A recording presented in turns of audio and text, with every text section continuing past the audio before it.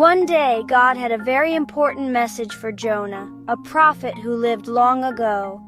Jonah was a man who spoke with God. One bright morning, God had a special task for him.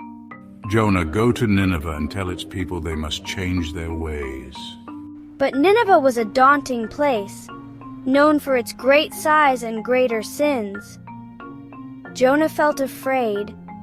The task seemed too great, the city too fierce. Instead of heading to Nineveh, Jonah made a choice that would change his fate. He went down to Joppa, found a ship going to Tarshish, far from Nineveh.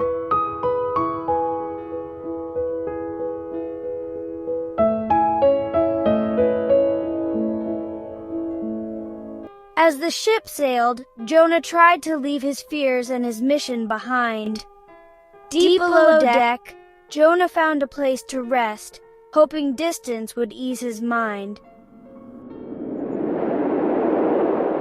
But as Jonah slept, the Lord sent a great wind upon the sea. A mighty storm arose, so fierce that even the seasoned sailors feared for their lives. The ship was tossed violently, each wave threatening to break it apart. It was divine wrath, and someone must be responsible for this wrath. Jonah's heart pounded as he boarded the ship.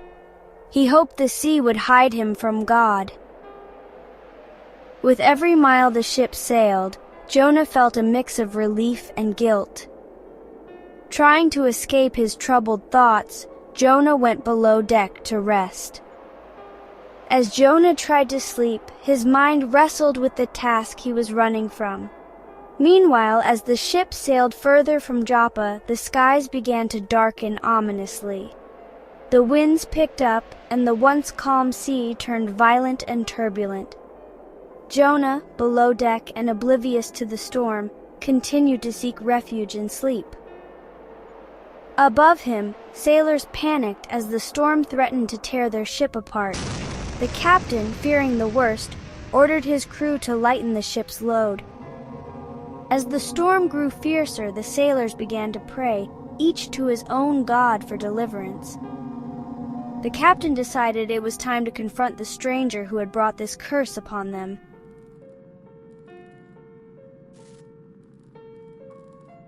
Tell us, who is responsible for making all this trouble for us?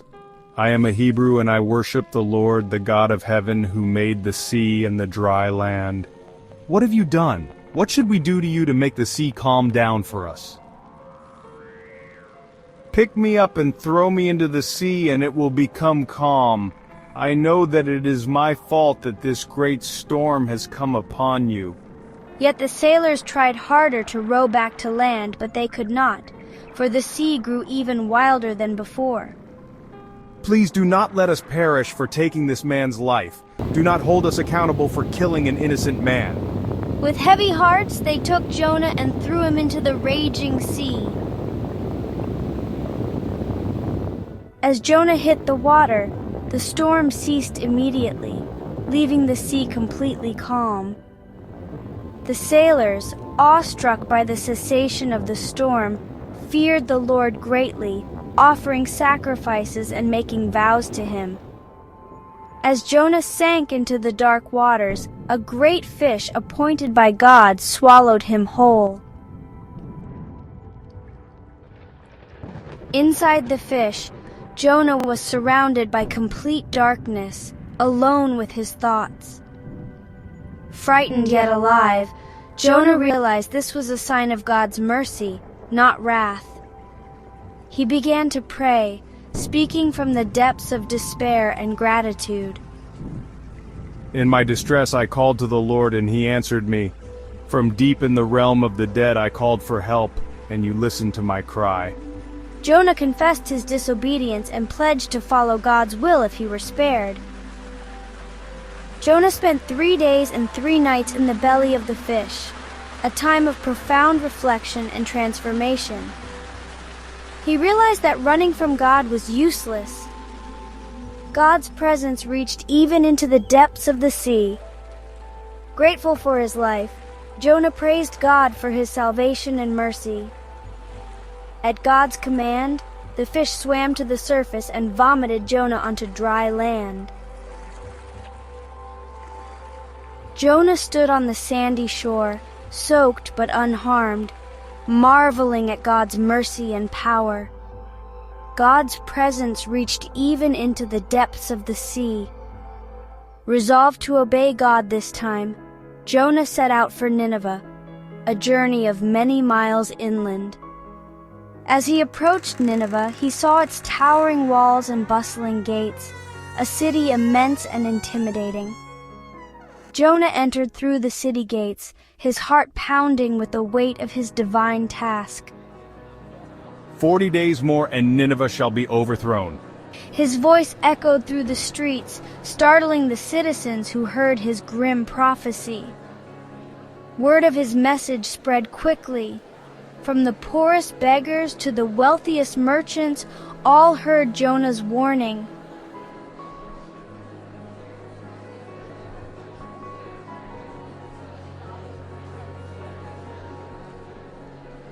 Even the king of Nineveh heard of the strange prophet who dared predict doom for their great city.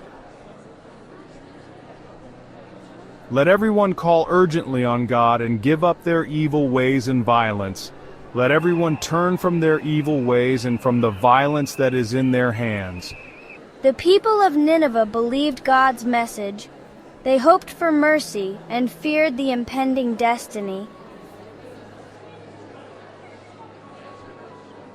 As Jonah watched the city transform, he wondered if their repentance might escape God's wrath. Everyone ceased their usual activities across Nineveh, from the smallest child to the highest official. The people fasted, refraining from food and drink, and prayed passionately for forgiveness.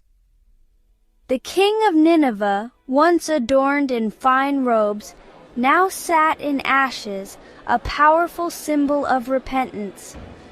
He issued a decree: "No one shall eat or drink, and all shall call urgently upon God." And so a city known for its wickedness turned towards righteousness, hoping to avert disaster. As the 40th day approached, tension filled the air. The people awaited their fate. But the day passed just as any other, with no sign of the destruction that had been foretold. God saw their efforts and their hearts. He chose mercy over destruction. The people of Nineveh celebrated, their joy mixed with relief and a newfound respect for the divine. And Jonah? He grappled with his feelings about Nineveh's salvation, struggling to understand God's compassion. Jonah was greatly displeased and became angry. He prayed to the Lord. Isn't this what I said, Lord, when I was still at home? That you are a gracious and compassionate God? I knew that you are a God who relents from sending calamity. Now, Lord, take away my life, for it is better for me to die than to live. Is it right for you to be angry? Jonah went outside and found a spot east of the city. There he built a shelter and waited to see the city's fate. As Jonah sat in the hot sun, God provided a leafy plant and made it grow over Jonah to give shade for his head to ease his discomfort. Jonah was very happy about the plant. But at dawn the next day, God provided a worm, which chewed the plant so that it weakened. As the sun rose, God sent a boiling east wind, and the sun blazed on Jonah's head so that he grew faint. Jonah wanted to die, and said, "It would be better for me to die than to live." Is it right for you to be angry about the plant? It is. I'm so angry I wish I were dead. You have been concerned about this plant, though you did not tend it or make it grow. Should I not have concern for the great city of Nineveh?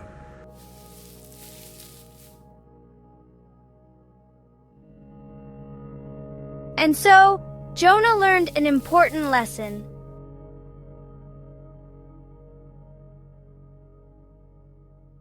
God's love and mercy are for everyone, not just for one group of people.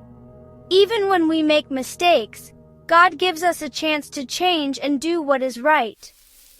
Jonah may not have fully understood God's mercy at that moment, but the people of Nineveh had truly changed their ways. For now, their city was safe. But what would happen to Nineveh in the future? Would the people continue to follow God's ways, or would they return to their old ways? Find out in our next story about Nineveh.